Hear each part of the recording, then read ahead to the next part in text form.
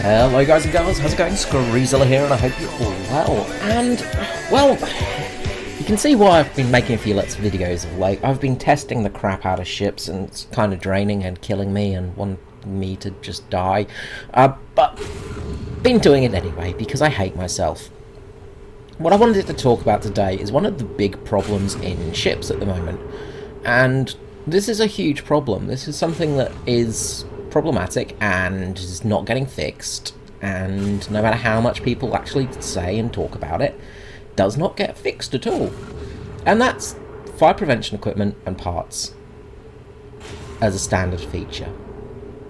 Now, in this game here, we're about 5 kilometers away from the enemy, and we're dueling out with a couple of rounds. Now, I'm trying my best to get the heck out of dodge, because I have only just recently unlocked this ship, the Type 1929. Which one is this? 1924. Okay, I was a few years out. But I've only recently unlocked this boat. Now I'm trying to get the heck out of here, and there's one of those boats, one of the Dutch boats. Anyway, and it sort of basically slightly slowed me down and blocked my path. And with that, it means I'm going to get shot a lot. Now, being shot a lot is quite normal with these boats. As you can see here, I've taken some damage. But what I'm praying for is I don't get set on fire, because if I do, I'm screwed. And if anyone gets set on fire that doesn't have FPE, that's it. It's game over for them. They're just going to slowly burn to death. And it's so frustrating, because you just can't do anything. And the cannon boat has been set on fire. I've been set on fire, and it looks like neither of us have fire prevention. Now, it's only a small fire on me, as you can see, just a small fire midship, just in a fuel tank. But there's nothing I can do here, so I'm just firing and hoping I get a few hits before I, inevitably sink. And it is really, really frustrating. The cannon boat is gone. He's out the game because he burnt down from fire. And I'm just burning down from fire. And this is the biggest problem, is with things like destroyers, you can't really do much without being set on fire. Fires are pretty normal for these big ships. It's a pretty regular thing to happen. But if you don't have any parts or fire prevention equipment, you are just absolutely screwed. And it's really, really stupid. You see, this game, I could have actually gotten into this area and started, helping out here, but I can't because I don't have fire prevention equipment. And this essentially has lost the battle. It's just that stupid. We managed to destroy at least one of them, so we did at least destroy somebody. I don't think it was the same guy it wasn't the same guy that got me, but we did at least destroy one of them, so that's something. But that's the end of my boat. At least I managed to get a kill, so I managed to at least get it closer to researching parts. Now, with this game, with the score I got there, running a 30% booster as well. I'm running a booster for this game. I still didn't have enough points to unlock the next stage of fire, to unlock fire prevention equipment. You need 3 bits, basically. You need to unlock 3 base sections before you can unlock fire prevention equipment as well. It's not a base run thing, so you can unlock parts pretty early on. But then you need to unlock, rudder, or, getting the barnacles off your hull, and then you need to unlock your AAA guns or something like that, and then you can finally start working on fire prevention equipment. So it takes a long time before you get any form of firefighting on board a ship that has, a crew of over 150 people, and that's just ridiculous. Why would you have it this way? And I do know why they've got it this way. It's so that people buy these parts and these bits with golden eagles. It's so that people get frustrated and just give up.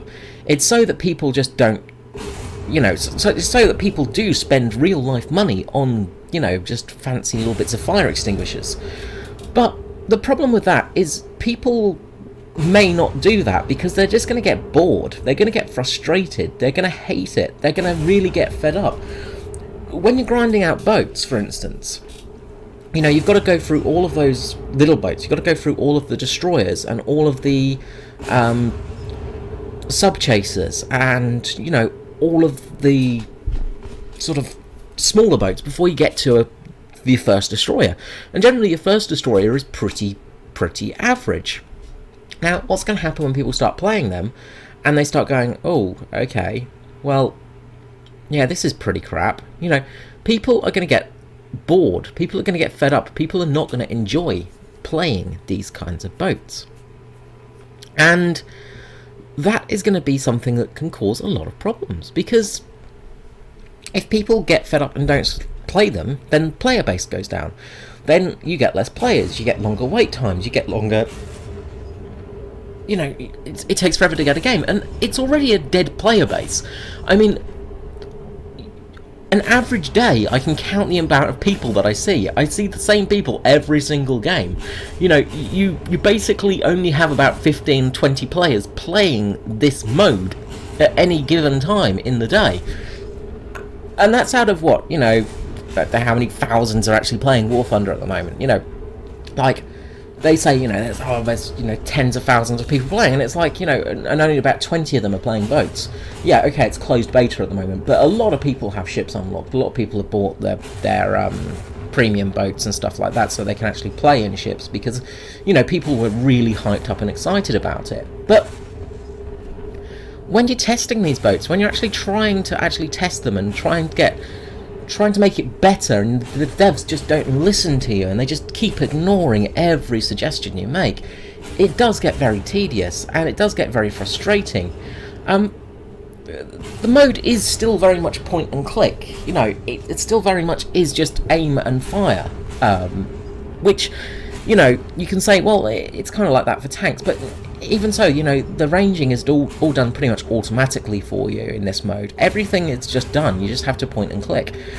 There's less tactical decisions to be made. The only tactical decision is whether to go inland or fight outland. Fight destroyers or try and fight PT boats. You can have the tactical decision of trying to avoid torpedoes. Now, if I'd actually started turning a little bit sooner here, I probably would have avoided these torpedoes. But I actually thought he'd launched the torpedoes this way, because I saw some torps coming this way already. I didn't see him launch his salvo. So, he got me good, basically. He did a good job of launching torpedoes there. So, that's it. That's little bits of skill, and, torpedoes are, you need some skill to actually use them. But other than that, it is just point and click. And it's very, very frustrating. And, just having to unlock parts, having to unlock bits and bobs. You can see here, we've lost 3 people of our team already, and, a lot of those boats were lost just because of fire damage. And it just really, really drives you crazy, and you just really get fed up with it. It's a very, very annoying mode, basically. It's not that enjoyable. I've got to say, it really isn't that enjoyable, which is a shame, because I really want it to be enjoyable. I want the boats and ships in War Thunder to be fun, and that's why I'm putting in these hours of testing. And when you've been putting in these hours of testing, and it's just, you get no gratitude for it, and you get no get no reward for it. You basically paid to test. You've paid money to test the game.